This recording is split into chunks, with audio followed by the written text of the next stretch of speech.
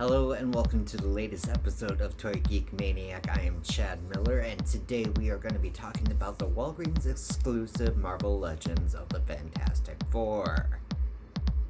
So I've never been a huge fan of Marvel's first family, and it wasn't until the 90s rolled around when the superhero cartoons were all the craze. There was X-Men, Batman, Spider-Man, and even the Fantastic Four had a cartoon of their own, as well as Iron Man. So at that point, I was hardcore geeking into all things Marvel, so I wanted to get my hands on some Fantastic Four figures. So I sought out to get them when they were released, and I believe it was the line based on the cartoon. I could be wrong, but it was under the Toy Biz moniker, obviously. So I'm going to run through those just real quick. I could be wrong about Mr. Fantastic. I'm not sure. But anyways, these are the figures that I owned at the Fantastic Four. So we have Mr. Fantastic, who had exchangeable arms. And then there was Invisible Woman. She was pretty plain. And then they came out with a clear variant of her. And then obviously you have the Human Torch and the Thing.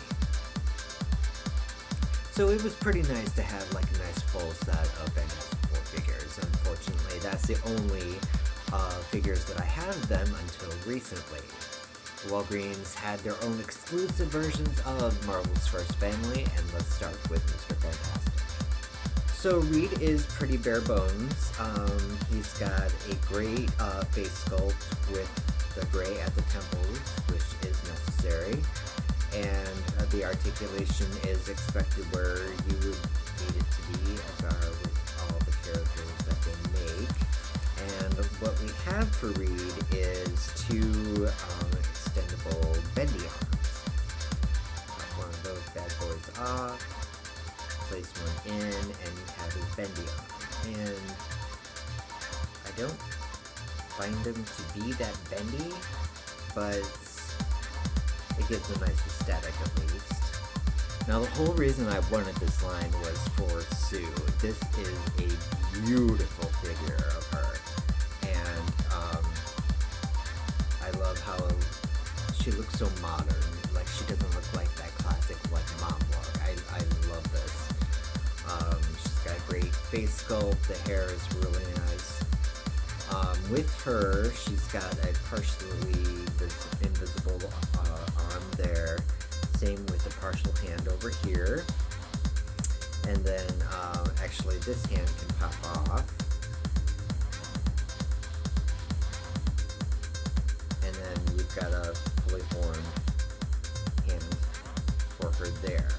Now, I've seen, in some research, I've seen some figures that come with a secondary hand for her right hand. Mine didn't come with that, so there was obviously some sort of variance. So that's kind of interesting. I didn't realize that until doing research for this video. And Sue also comes with Herbie. I'm not sure the purpose of Herbie, as I haven't read a lot of Fantastic Four comics. But yeah, there's Herbie. Now Johnny is all kinds of wonderful. He's got a great sort of translucent body, and all the good articulation, the nice flame effects that he has, including on his head. I really kind of would have liked a plain uniform Johnny to go with this, but that's okay, because, I mean, how often do you see Johnny in his plain uniform anyways? He comes with a lot of accessories. First off, you get these shoulder mounts that go on the shoulders, so that looks like he's projecting more flames.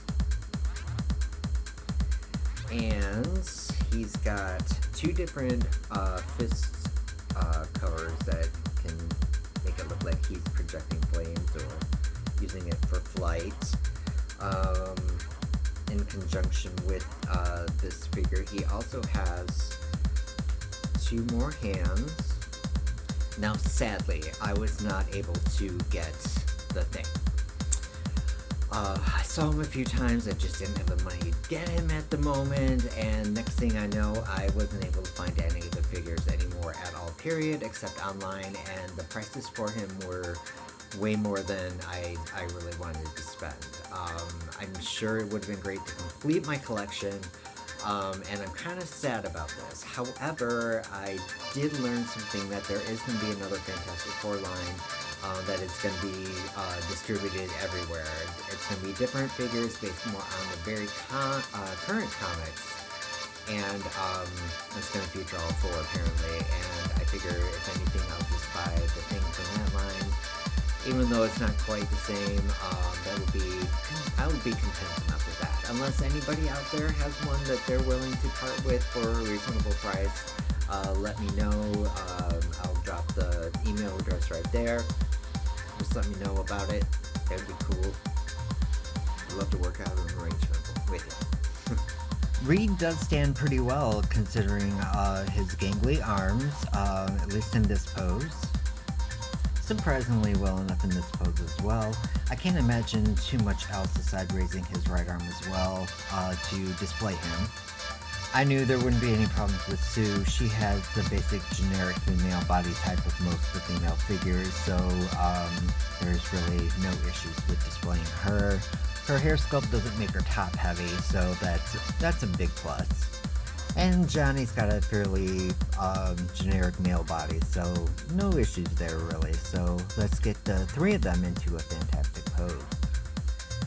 And there you go, folks, my fantastic 3 out of 4. Thank you so much for watching. Love and light to you all.